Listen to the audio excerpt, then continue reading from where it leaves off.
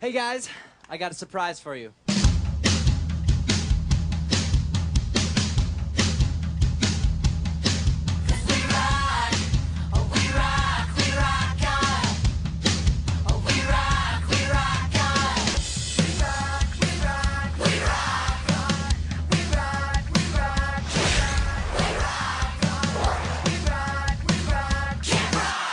Rock on! Mitchie is a very down-to-earth girl. Her mom raised her right. Music is her life. And she goes to camp because she wants to learn more about music and to fit in a little. I'm similar to Mitchie. We got the same haircut. No. We both play guitar and piano. I spend most of my time writing songs. It's like a therapy for me, you know, whenever I'm having a bad day. Just to express what I'm feeling like, you know? And we both write about stuff like that. I learned to play instruments around the age of 10 and 11. I started playing a piano first and then moved over to the guitar, and my dad's a great teacher. Every time I think I'm closer to the heart of what it means to know just who I am, I think I finally found a better place to start. Sometimes it was tough incorporating choreographed moves. Other times it wasn't so bad.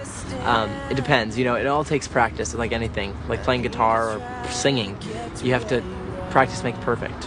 When I was about 6 or 7, I started playing piano. And I started on the piano, played that for a while, and learned enough to play like songs. And when I turned about 10, I started playing the guitar and just kind of like messing around with it. But I really got serious at one point, like I think I was 12. I knew that I really wanted to get serious about the guitar and that I wanted to get good at it, so I listened to a bunch of songs that would help me get better.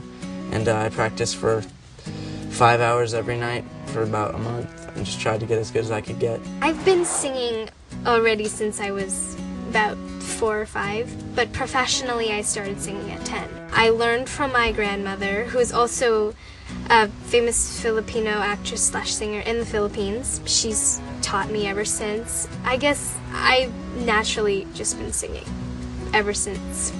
I am surprised how great the kids can sing. I mean, they're so talented, it like, you just feel like a big slug around them. They're so good. And they're all so nice. I mean, it's amazing to me how talented they are. They're amazing. I met the kids at the read-through, and a few of the guys, Roshan and Giovanni and Jordan, were just rehearsing a little number, and you know, I started to hear some of the tracks, and then some of the girls started to sing their own, you know, solos, and I went, oh my goodness, these kids are unbelievable. Yeah, they're very cool.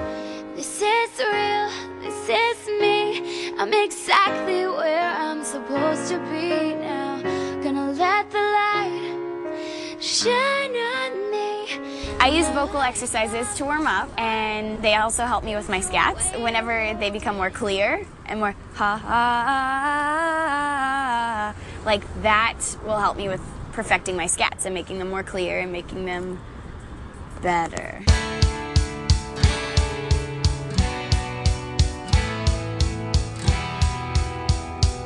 I'm really weird when it comes to recording. I don't really do too much like vocal exercises before I go into the studio. So the whole day up until that point where we record vocals, I'll be singing the song, so it's pretty much already warm. But one thing that I do that's really weird that most people don't do because they think like dairy's bad for the voice is I eat chocolate right before I sing, and it makes it all like good. I sing great. It's hilarious. It's true. Hand clapping, hip shaking, heart breaking. There's no faking what you feel when you ride it home. Yeah, music's in my soul. I can hear it every day and every night. It's the one thing on my mind. The Jonas Brothers are very talented. They're wonderful boys, and working with them has been great because they're so fabulous. And watching them perform the other day was amazing because I've never actually seen them perform. So I was like, wow, they're really good. So working with the Jonas Brothers, their lives are really hectic. They're bouncing from doing a scene to doing interviews, doing everything. Like they went on like a radio tour or something like that, and it's crazy. They have to go fly to LA and then they have to come back here and get ready. Like Joe had to get up at like, I think it was like 5:30 in the morning to come to set for like 6. And I was like, oh, jet lag doesn't get you? And he definitely had jet lag. Like, it was crazy. But I totally admire all of them. They know when to bring it to the table. They know when to step up their game and show everybody that, you know what, I'm not gonna let that affect me. I'm not gonna let that. I'm just gonna come here and do my best. I think people think that, you know, being a musician, being a performer can be a little harder than it actually is. And, you know, I find that once you get into the groove of doing it, like, over and over again, it just kind of comes and you just get it. But when you take a break for a really long time and try to come back to it, it might be a little hard. But I find that, you know, for me, performing and being a musician, being in the studio, recording and doing all that is so much fun. It's my, you know, it's my passion. I love to do it.